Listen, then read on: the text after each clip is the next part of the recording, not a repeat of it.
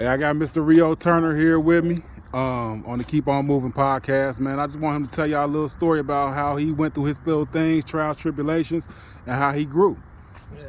So go ahead, Mr. Turner. Yeah, I was a kid growing up. Like I said, I grew up, come from Alabama and moved up here in Cincinnati, grew up downtown, and there's a lot of trials and tribulations I went through, you know, in and out of jail and stuff, and took my time through life.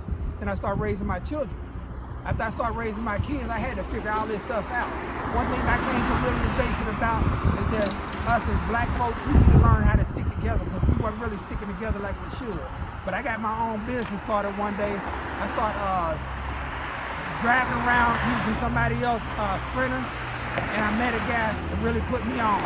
Let me ask you a question, Mr. Turner. How long did it take for you to understand that the mindset that you was operating on was the wrong mindset? When I made a bad move and went to jail.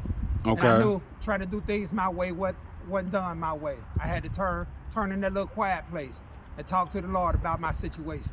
Right. And he gave me the knowledge to know that the way I'm getting ready to head and the way I'm finna put you is gonna be the right direction. And so I learned to become a good people person. And now I treat everybody equal. I try to treat everybody equal, but some people you just can't do that with. You know? So I get out here and I do what I can for a living. I try to make the right living, and I also help people out along my little journey. Right. You know, we got so many people out here that's struggling and trying to do the right thing, but there's nothing wrong with lending somebody a hand or trying to help somebody. I ain't talking about the people out here panhandling. I'm talking about somebody trying to make an honest way through life. And we get caught up in our own situation that we afraid to help somebody else and lift them up. You know, it's easier to lift down and pull somebody up than to throw a hand away from somebody. It definitely is. It takes more strength just to back somebody off of you.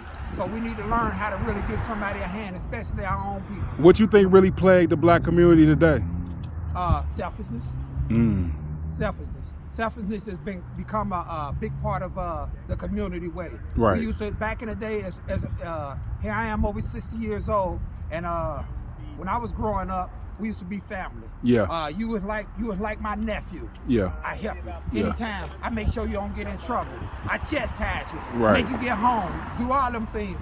We don't have to go through that stuff, and we fail to realize that stuff is still real. We got to look out for one another, especially our youth. Our youth is having it bad because they have nobody to turn to.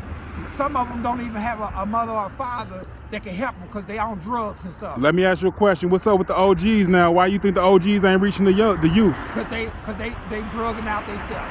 They drugging out themselves. That's why I had to figure it out at an early time. I'm so glad he took me by the hand, and somebody.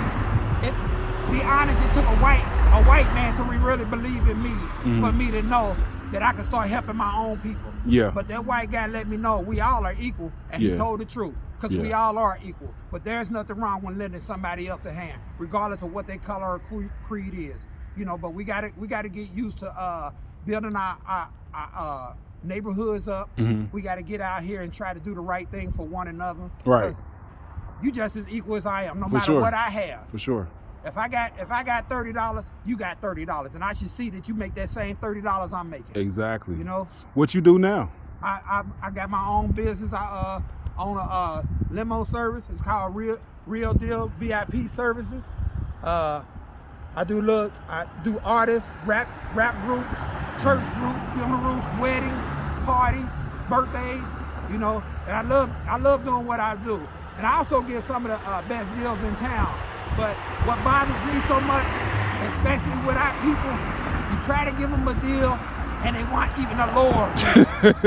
It's a sad thing. So that thing I was telling you about, reaching out and give somebody a hand in our own people, that's one of the things that's in that situation. Right.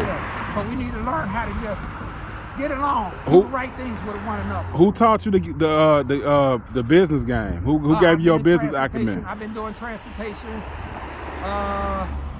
around 37 years. Okay. When I first got my commercial license back in '83. Okay. I was home from jail, got out of jail back in 1980. My daughter was born. I ain't looked back. Yeah, yeah, for sure. I said that is not a lifestyle for me. For sure. So I grew up downtown Cincinnati, what we used to call UCLA, University of Clark Land and Army. Okay. That was the madhouse. Okay. But I went through that. What would you want your people to know right now? Like your words that you want to give to your people that you want them to hear. Hey, I like everybody to know that give one of your people a hand. Lend them a hand. If they hit it bad, pull them to the side and talk to them. Talk to the youth.